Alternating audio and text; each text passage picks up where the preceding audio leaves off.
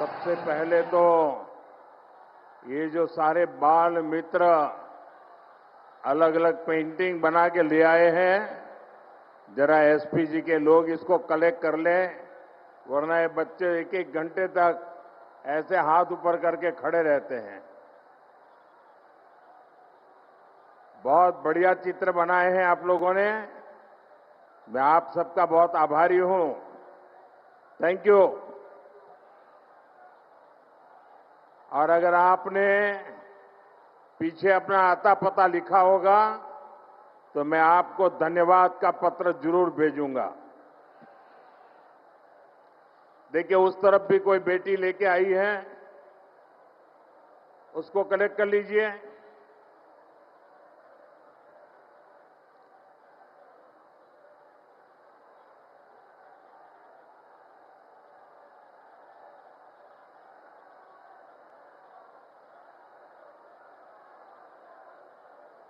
उस तरफ भी वो एक बेटी लेके आई है। मैं आप सबका बहुत बहुत आभारी हूं। भारत माता की, भारत माता की जय श्री राम कृष्णोदेव, जय मां शारदा। সিঙ্গুরের এই পবিত্র ভূমিকে আমার প্রণাম।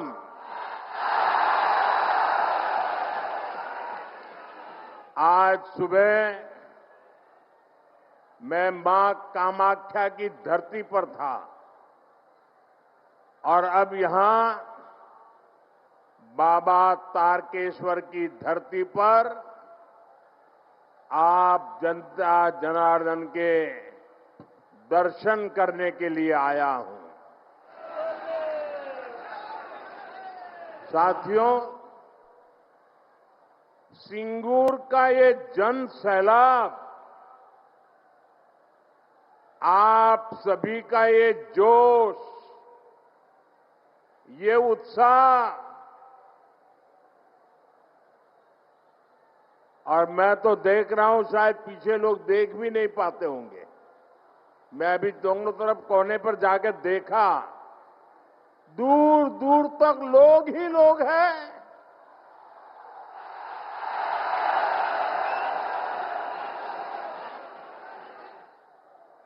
ये उत्साह, ये जोश पश्चिम बंगाल की नई कहानी बता रहा है। और मैं देख रहा हूं बहुत बड़ी संख्या में माताएं बहनें आशीर्वाद देने आई है। किसान आए हैं, श्रमिक आए हैं, और नौजवानों का जोश तो हम सब देख रहे हैं।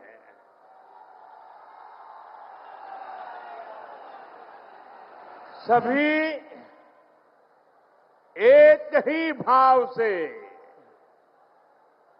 एक ही आस लेकर के आए हैं कि हमें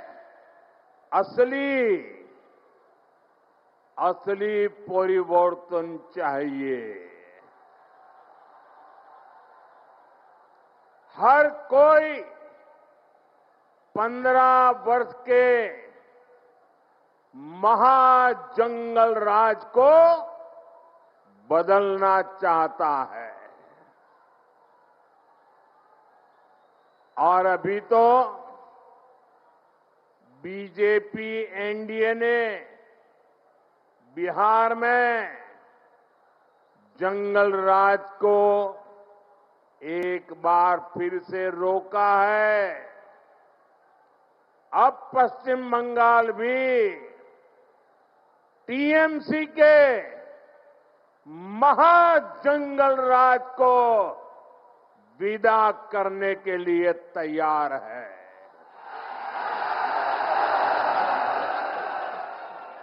तैयार है ना? पक्का?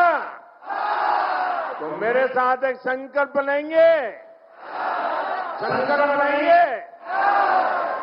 मैं कहूंगा, पलटानो दोरकार, पलटानो दोरकार। आप कहेंगे चाय बीजेपी सरकार, पलटानो दोरकार, पलटानो दोरकार, पलटानो दोरकार, पलटानो दोरकार, पलटानो दोरकार। साथियों, मैं आज ऐसे समय में सिंगूर आया हूं जब देश ने वंदे मातरम के 150 वर्ष पूरे होने का उत्सव मनाया है। संसद में भी विशेष चर्चा करके वंदे मातरम का गौरव गान किया है। पूरी संसद ने, पूरे देश ने ऋषि बंकिम चंद्र चट्टोपाध्याय जी को श्रद्धा भाव से नमन किया। हुगली और वंदे मातरम का रिश्ता तो और भी विशेष है। कहते हैं यहीं पर ऋषि बंकिम जी ने वंदे मातरम को उसका पूर्ण स्वरूप दिया। साथियों, जिस प्रकार वंदे मातरम आजादी का उद्घोष बना था, हमें वंदे मातरम को पश्चिम बंगाल को, भारत को विकसित बनाने का मंत्र भी बनाना है। साथियों, बंगाल की धरती ने देश की विरासत, देश की आजादी के लिए जो दिशा दी, जो नेतृत्व दिया, बीजेपी उस प्रेरणा को राष्ट्र के कोने कोने तक ले जा रही है। ये भाजपा सरकार ही है जिसने दिल्ली में कर्तव्य पथ पर इंडिया गेट के सामने नेताजी सुभाष बाबू की प्रतिमा लगाई है। पहली बार लाल किले से आजाद हिंद फौज के योगदान को नमन किया गया। अंडमान निकोबार में नेताजी के नाम पर द्वीप का नाम रखा गया। इतना ही नहीं, पहले जो 26 जनवरी के कार्यक्रम थे ना, वो 24-25 तारीख से शुरू होते थे और 30 तारीख को पूरे होते थे। हमने ये कार्यक्रम बदल दिया। हमने अब 23 जनवरी सुभाष बाबू की जन्म जयंती से शुरू किया और महात्मा गांधी की पुण्यतिथि पर पूरा करने का तय किया। साथियों, बांग्ला भाषा और साहित्य बहुत ही समृद्ध है, लेकिन बांग्ला भाषा को क्लासिकल लैंग्वेज का दर्जा भी तब मिला जब आपने मुझे आशीर्वाद दिया, बीजेपी की दिल्ली में सरकार बनाई। इससे बांग्ला भाषा में रिसर्च को बल मिलेगा।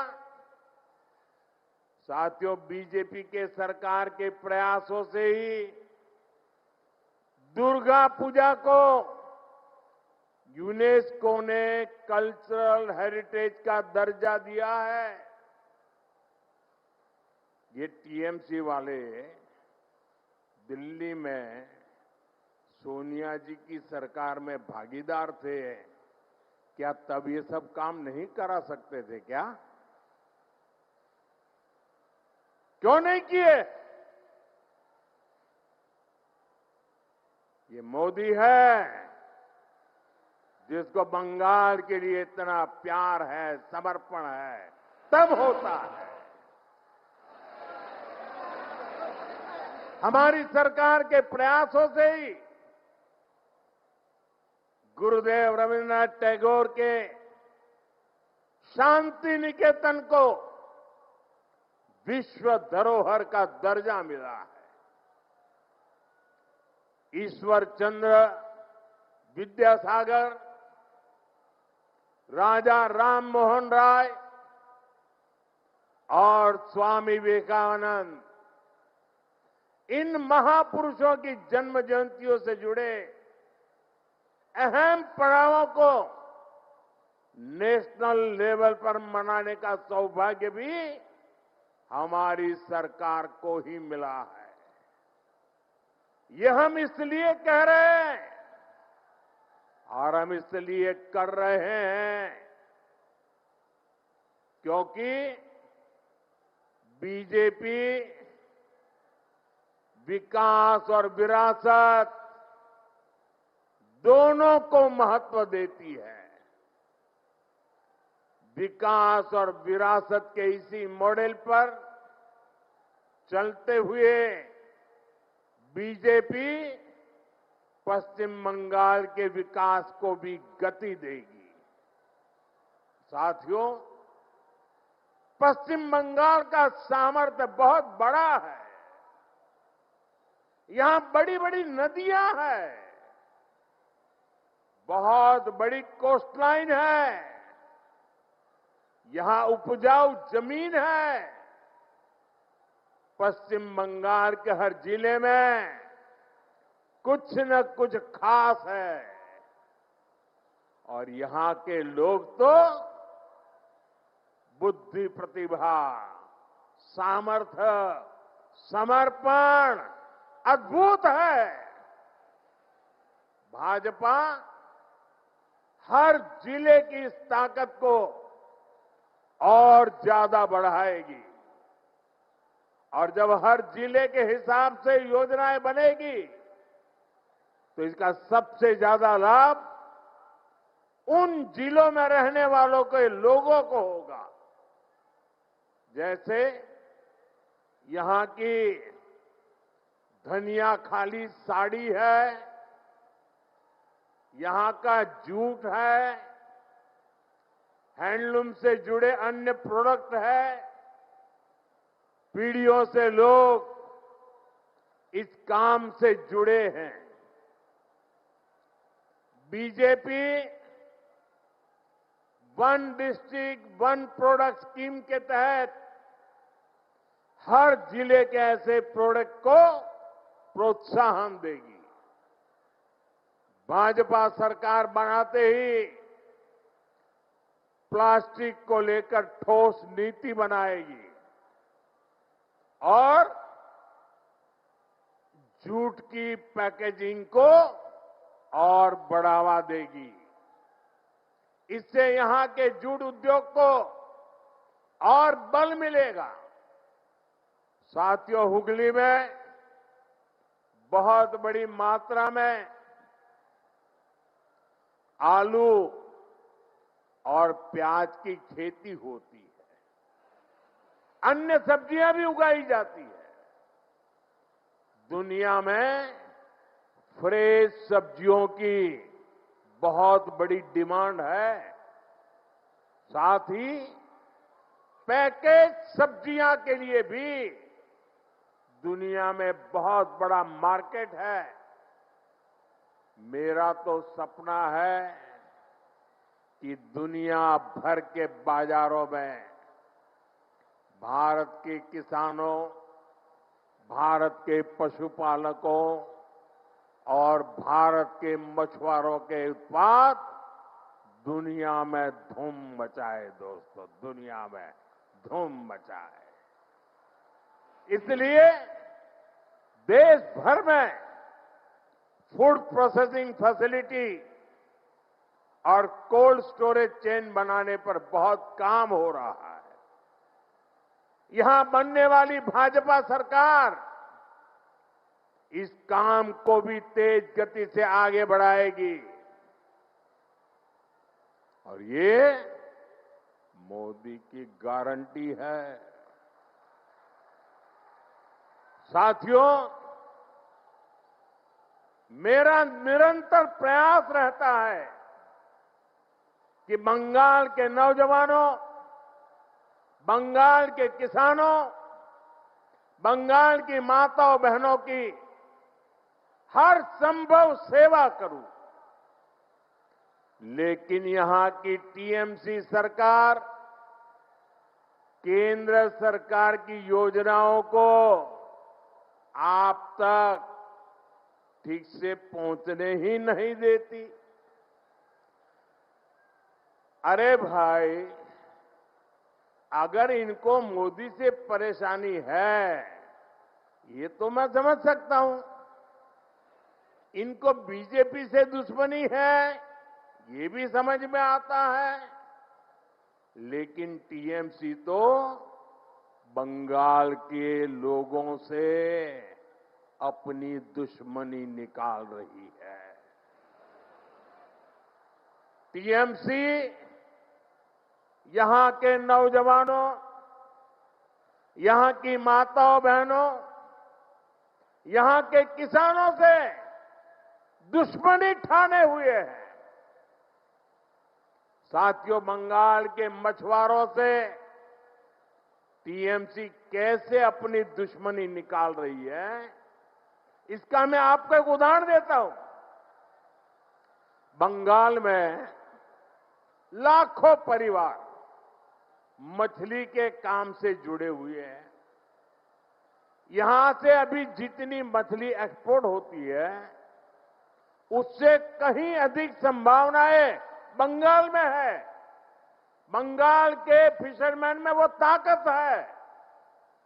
इसके लिए जरूरी है कि मेरे मछुआरे भाई बहनों को मदद मिले, मेरे मछुआरे भाई बहनों को बेहतर टेक्नोलॉजी मिले। इसी सोच के साथ देश भर के मछुआरों की मदद के लिए केंद्र सरकार ने एक डिजिटल प्लेटफॉर्म बनाया। इस डिजिटल प्लेटफॉर्म पर देश भर की राज्य सरकारें अपने यहां के मछुआरों के नाम रजिस्टर करवा रही है। लेकिन बंगाल में इस काम पर ब्रेक लगा हुआ है। हम बंगाल की टीएमसी सरकार को बार बार चिट्ठी लिखते हैं। मुख्यमंत्री जी चिट्ठी नहीं पढ़ती है, लेकिन अफसरों को तो पढ़ने दो। लेकिन टीएमसी सरकार यहां के मछुआरों के रजिस्ट्रेशन में बिल्कुल सहयोग नहीं कर रही है। इससे बंगाल के मछुआरों को पीएम मत्स्य संपदा योजना जैसी केंद्र की स्कीम का फायदा नहीं मिल पा रहा है। साथियों, टीएमसी बंगाल के नौजवानों के भविष्य भी के साथ भी खेल खेल रही है। पूरे देश में हजारों आधुनिक पीएम श्री स्कूल खोले जा रहे हैं। लेकिन टीएमसी बंगाल के बच्चों को पीएम श्री स्कूल की बेहतर शिक्षा से भी वंचित रख रही है।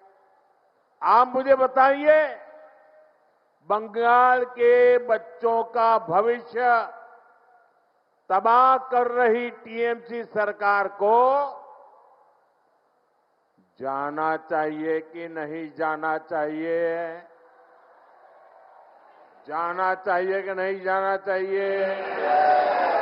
ये टीएमसी को भगाना चाहिए कि नहीं भगाना चाहिए? ये टीएमसी को हटाना चाहिए कि नहीं हटाना चाहिए? बंगाल को बचाना चाहिए कि नहीं बचाना चाहिए? नौजवानों का भविष्य बनाना चाहिए कि नहीं बनाना चाहिए? माताओं बहनों को सुरक्षा देनी चाहिए कि नहीं देनी चाहिए? क्या ऐसी टीएमसी सरकार को, बंगाल को सजा देनी चाहिए कि नहीं देनी चाहिए? ये टीएमसी को सजा मिलनी चाहिए कि नहीं मिलनी चाहिए? साथियों, देश में जो भी सरकारें विकास को रोकती हैं, गरीब कल्याण के काम में रुकावट डालती है, देश का मतदाता अब जान चुका है, देश का मतदाता जाग चुका है। ये रुकावट डालने वाले हर किसी को लगातार सजा मिलती रही है। दिल्ली में भी, दिल्ली प्रदेश में एक ऐसी ही सरकार थी जो केंद्र की योजनाओं को लागू नहीं होने देती थी। हम उनको कहते रहे कि दिल्ली के गरीब परिवारों को मुफ्त इलाज देने वाली आयुष्मान स्कीम लागू करो, लेकिन वो सुनते ही नहीं थे। वो राजनीतिक हिसाब किताब में ही लगे रहते थे। इसलिए दिल्ली की जनता ने उनको सत्ता से बाहर का रास्ता दिखा दिया, मुख्यमंत्री को भी घर भेज दिया। और अब दिल्ली में आयुष्मान योजना से गरीबों को मुफ्त इलाज हो रहा है। साथियों, बंगाल की जनता ठान चुकी है, यहां के लोग टीएमसी की निर्मम सरकार को सबक सिखाने वाले हैं, ताकि यहां भी बीजेपी सरकार बने और आयुष्मान भारत योजना बंगाल में भी लागू हो, गरीबों को मुफ्त इलाज मिले। साथियों, बंगाल में भाजपा की डबल इंजन सरकार बननी बहुत जरूरी है।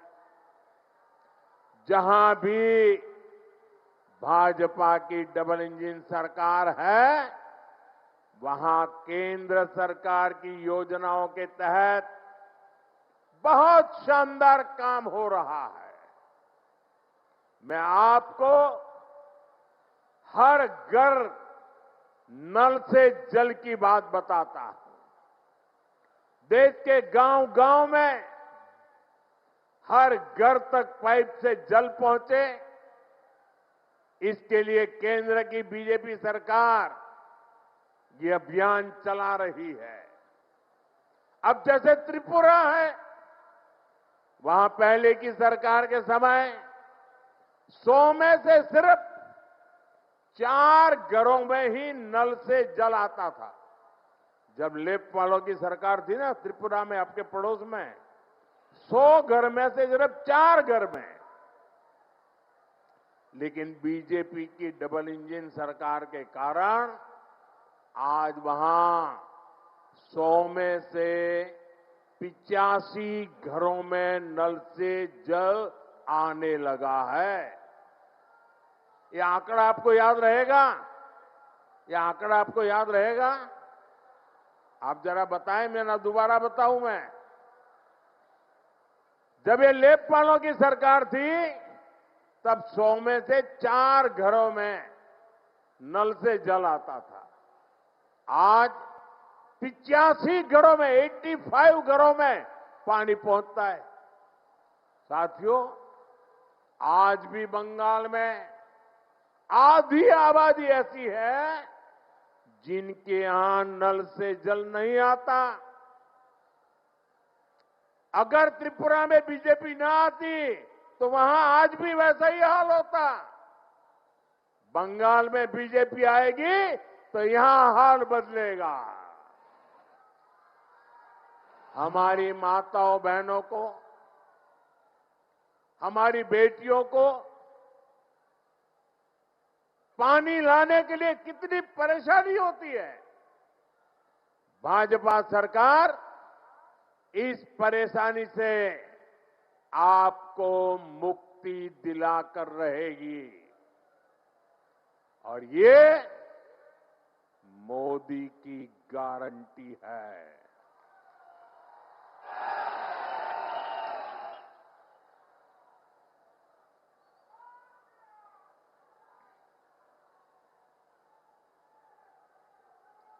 साथियों, बंगाल से टीएमसी के महाजंगल राज का जाना और बीजेपी के सुशासन का आना, ये बहुत जरूरी है। इसके लिए ईश्वर चंद्र विद्यासागर जी के बताए रास्ते पर चलना होगा। उन्होंने नारी शक्ति और युवा शक्ति को परिवर्तन का माध्यम बनाया था। अब बंगाल की बहनों बेटियों को, यहां के नौजवानों को अपनी आवाज बुलंद करनी होगी। टीएमसी के राज में बेटियां भी सुरक्षित नहीं है और शिक्षा व्यवस्था भी, यहां की शिक्षा व्यवस्था भी माफिया और भ्रष्टाचारियों के कब्जे में है। इसलिए मैं पश्चिम बंगाल की माताओं बहनों से भी एक आग्रह करना चाहता हूं। आपके बेटे बेटियों को तब तक अच्छी शिक्षा और अच्छी नौकरी नहीं मिलेगी जब तक यहां टीएमसी के पास सत्ता की ताकत रहेगी। इसलिए आपको आने वाले विधानसभा चुनाव में भाजपा को वोट देना है। भाजपा को आपका एक वोट पक्का करेगा कि हां, कॉलेजों में बलात्कार, रेप और हिंसा की घटनाओं पर लगाम लगे। भाजपा को आपका एक वोट पक्का करेगा कि बंगाल में फिर से संदेश खाली जैसी घटना न हो। भाजपा को आपका एक वोट इस बात को पक्का करेगा कि फिर से बंगाल में हजारों शिक्षक अपनी नौकरी नहीं खोए। साथियों, टीएमसी को सबक सिखाना बहुत जरूरी है। यहां छोटे से छोटा टीएमसी का नेता खुद को बंगाल का माई बाप समझने लगा है। हुगली को तो इन्होंने शिक्षक भर्ती घोटाले के लिए बदनाम किया है। बीजेपी युवाओं को लूटने वालों को जरूर सजा दिलाएगी। साथियों, आपको एक और बात याद रखनी है। बंगाल में उद्योग तभी लगेंगे, निवेश तभी आएगा जब यहां कानून व्यवस्था बेहतर होगी। लेकिन बंगाल में दंगाइयों को, लूटने वालों को, माफियाओं को खुली छूट मिली हुई है। आपको भी पता है कि यहां हर चीज पर सिंडिकेट टैक्स लगाया जाता है। इस सिंडिकेट टैक्स को, इस माफियावाद को भाजपा सरकार ही खत्म करेगी, और ये भी मोदी की गारंटी है। साथियों, टीएमसी सरकार पश्चिम बंगाल की, देश की सुरक्षा के साथ भी खिलवाड़ कर रही है। इसलिए यहां के नौजवानों को खास तौर पर बहुत सावधान रहना है। टीएमसी यहां घुसपैठियों को भांति भांति की सुविधाएं देती है। घुसपैठियों को बचाने के लिए धरने प्रदर्शन करती है। आप याद रखिए, टीएमसी को घुसपैठिए इसलिए पसंद है क्योंकि वो इनके पक्के वोट बैंक है। घुसपैठियों को बचाने के लिए टीएमसी किसी भी हद तक जा सकती है। बीते 11 वर्षों से केंद्र सरकार टीएमसी सरकार को बार बार चिट्ठी लिख रही है कि बंगाल के बॉर्डर पर फेंसिंग लगानी है, इसके लिए जमीन चाहिए। लेकिन टीएमसी को कोई फर्क नहीं पड़ता। टीएमसी ऐसे गिरोहों को संरक्षण देती है जो घुसपैठियों को सुरक्षा देते हैं, उनके लिए फर्जी डॉक्यूमेंट बनाते हैं। साथियों, समय आ गया है जब घुसपैठ को भी पूरी तरह रोकना होगा। और जो लोग बीते दशकों में फर्जी कागज बनाकर यहां घुल मिल गए हैं, उनकी पहचान करके उन्हें उनके देश वापस भी भेजना होगा। ये काम कौन कर सकता है? ये काम कौन कर सकता है? ये काम कौन कर सकता है? ये काम कौन कर सकता है? ये काम आपका एक वोट कर सकता है। आपके वोट की ताकत है। आपका वोट ये सारे सपने पूरा करा सकता है। बीजेपी को दिया आपका एक एक वोट घुसपैठियों को भगा सकता है। इसलिए इस बारी आपको एक ही लक्ष्य, एक ही धुन, एक ही सुर, एक ही संकल्प लेना है। और मैंने प्रारंभ में संकल्प दिलवाया था, फिर से बोलवाता हूं, पाल्टानो दरकार, पाल्टानो दरकार, चाहे बीजेपी सरकार। पाल्टानो दरकार, पाल्टानो दरकार, पाल्टानो दरकार, पाल्टानो दरकार, पाल्टानो दरकार। इसी संकल्प के साथ एक बार फिर आप सभी को यहां विशाल संख्या में हमें आशीर्वाद देने के लिए आने के लिए मैं आपका बहुत बहुत आभार व्यक्त करता हूं। मेरे साथ बोलिए, भारत माता की, भारत माता की, भारत माता की, वंदे वंदे वंदे वंदे वंदे वंदे वंदे वंदे